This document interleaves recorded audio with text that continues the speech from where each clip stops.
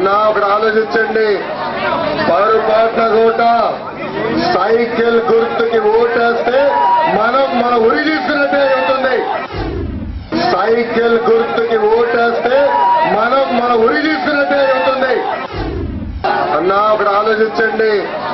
పొరపాటున కూడా సైకిల్ గుర్తుకి ఓటేస్తే మనం మన ఉరి తీసుకున్నట్టే అవుతుంది. మతం ఇచ్చి గురువిచ్చి పార్టీ రాష్ట్రం ఏదైనా ఉందంటే అది తెలుగుదేశం పార్టీ. అవునా కదా? బంధువు పెట్టి మతం ఇచ్చి గురువిచ్చి పార్టీ రాష్ట్రం ఏదైనా ఉందంటే అది తెలుగుదేశం పార్టీ. అవునా కదా?